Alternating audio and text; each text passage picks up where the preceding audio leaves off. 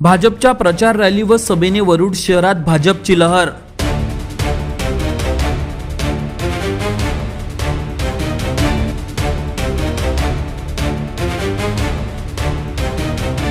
वरुड शहरात फुलणार कमळ, जनसामान्य नागरिकांचा भाजपकडे कल।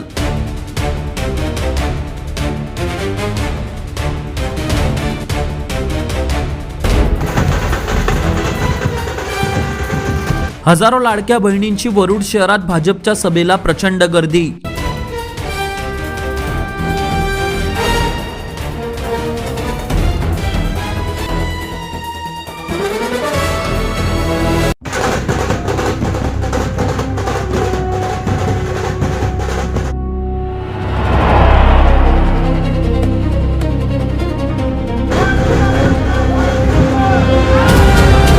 मंडळी, ही गर्दी कुठल्या यात्रेची किंवा भागवत कथेची नसून ही गर्दी आहे वरुड शहरातील भाजपच्या प्रचार सभेतील।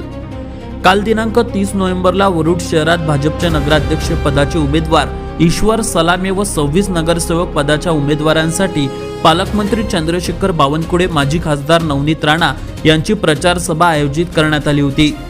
या सभेला हजारो लाडक्या बहिणींची प्रचंड गर्दी होती। या सभेनंतर वरुड शहरात भाजपची भव्य प्रचार रॅली सुद्धा निघाली। विशेष म्हणजे भाजपच्या प्रचार रॅली व सभेने संपूर्ण वरुड शहराचे लक्ष वेधल्याने वरुड शहरात भाजपची लहर दिसून येत आहे।